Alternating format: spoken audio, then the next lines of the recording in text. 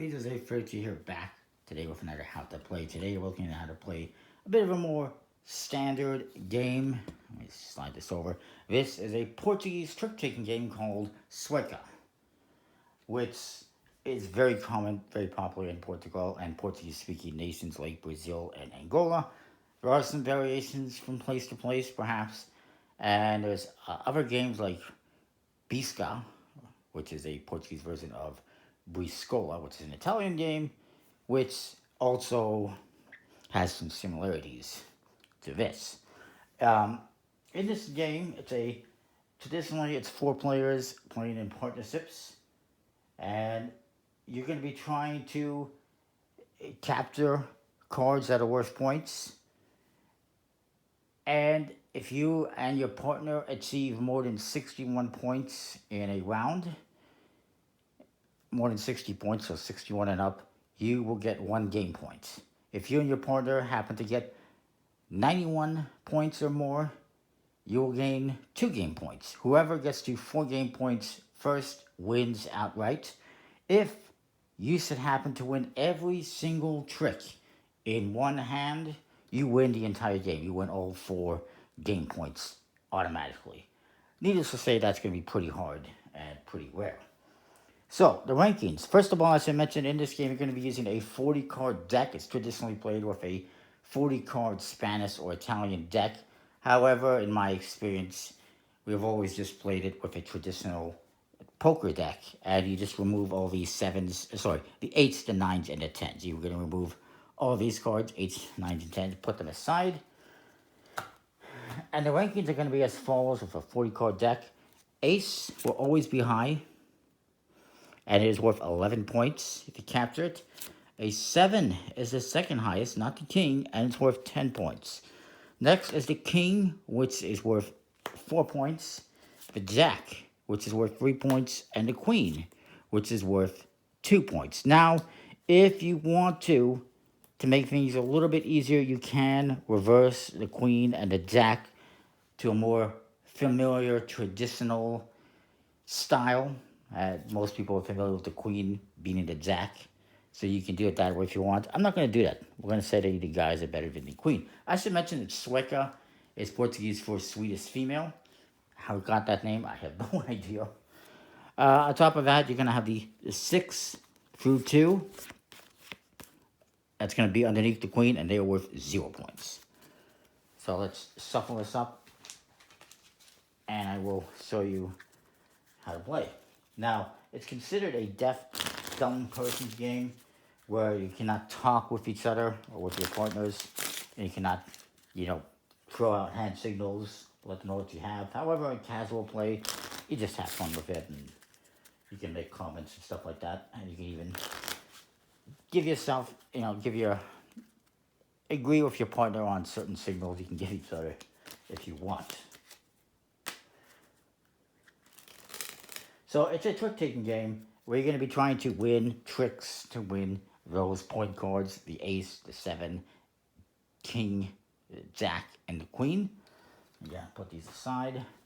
Now, in this game, each player is going to get 10 cards dealt to them, 10 cards at a time, not one at a time, in a single batch, beginning with the person to the dealer's left. Now, I believe traditionally the person to the right of the dealer shuffles the cards. The person to the left of the dealer then gives them a cut. And now the dealer will deal them out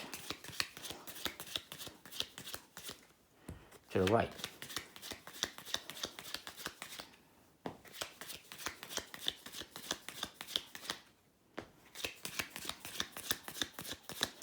The last card the dealer gets to himself gets flipped face up.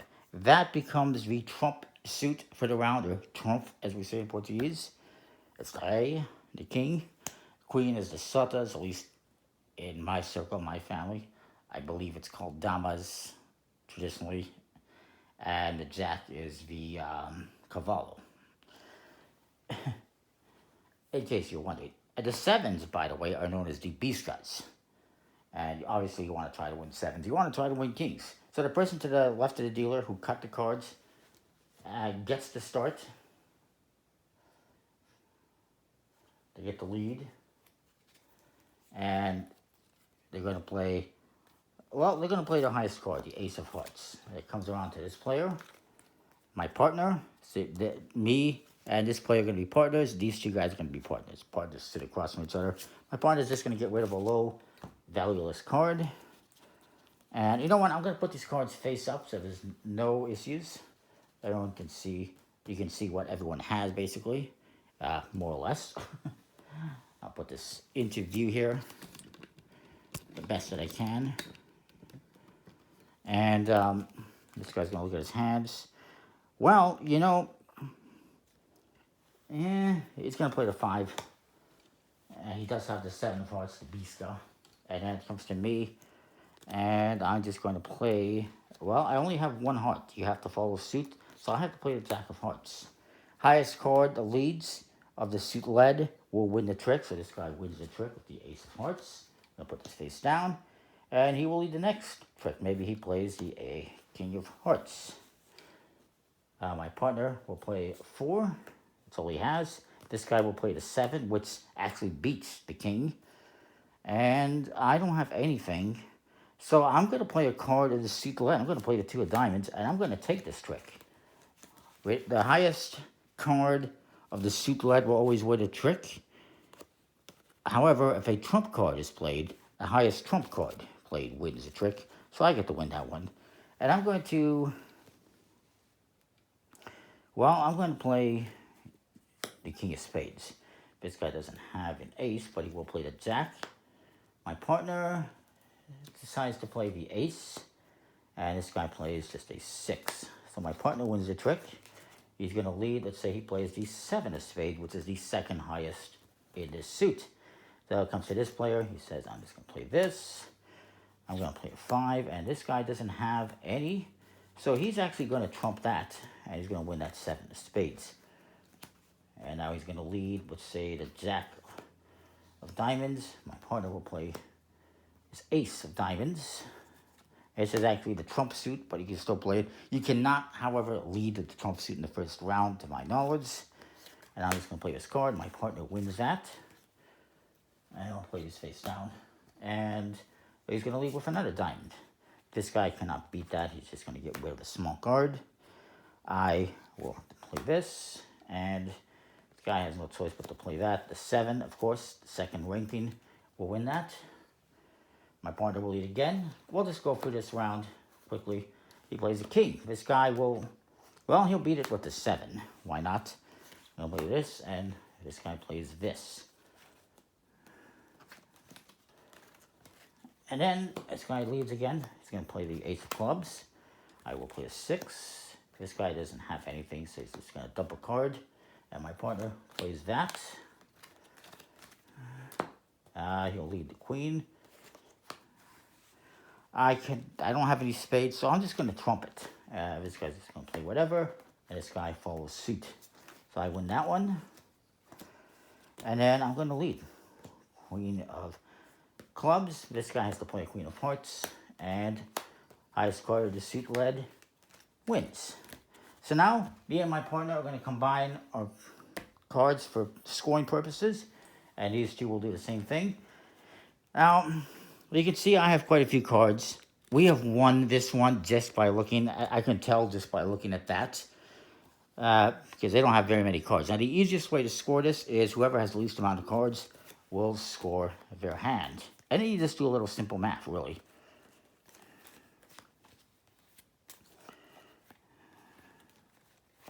So they got, looking at the cards here, 11, 22, 32, 42. This is going to be 46, 47, 49, 50, 51, 52. We obviously, because there's 100, I mentioned there's 120 points in one round. They got 52. That means we got 70 plus points. So we get 1 game point, me and my partner. And then we're going to do the same thing again. And we're going to keep playing until one team scores 4 game points. As I mentioned, if you score more than 60 points, more than 61 points technically, 61 and up, because 120 points divided by 2 is 60. So if each team gets 60 points, that's a tie, nobody gets a game point. But if you get 61 or more, you're going to get 1 game point. If you get 91 or more, you're going to get 2 game points for winning the majority of the tricks. And if you happen to win all the tricks, you have to win every single trick. You will win 4 game points and win the game immediately. Again, that's very difficult to happen. Obviously, very rare that happens. And I should mention that you have to win every trick. You cannot lose a single trick. If you lose a trick that, even if it doesn't score points, let's just say, we display a bunch of small cards at the end. If you lose that trick, you do not win all the tricks, so you don't get all 4 games. You're still going to get, 2 games for having the most points, but you're not going to win 4 games. So it's a pretty cool game. I think it's pretty fun. It's pretty interesting how the rankings go with the ace and the 7, the Biska, and then the king, the jack, the queen. Hopefully I did the jack and the queen and I didn't mix them up. If I did, so be it. Again, you can, if you want, make it so that it's king, queen, jack instead of king, jack, queen. It's up to you. A lot of people will do that because it's easier to remember, but traditionally, we don't do that. And of course, you can just use a 40-card Spanish or Italian deck if you want as well, which has different faces, of course. But that is that.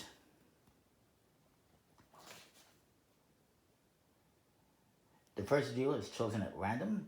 Your deal will pass to the left after each hand, and you're playing clockwise. And yeah, I think that's it. Comment, like, subscribe, let me know what you think. I think it's a pretty cool game. I admit I didn't fully understand the whole concept of trick taking when I was younger, and I sometimes played this with aunts and uncles at family get-togethers. Sometimes I would substitute for an uncle that left early or whatever. And I didn't fully get it, and I would make mistakes. And, they'd be like, yeah, it's okay, it's fine, whatever.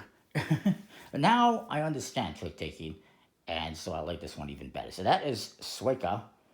Comment, like, subscribe again, and we'll see you next time for more. Thanks for watching. See ya.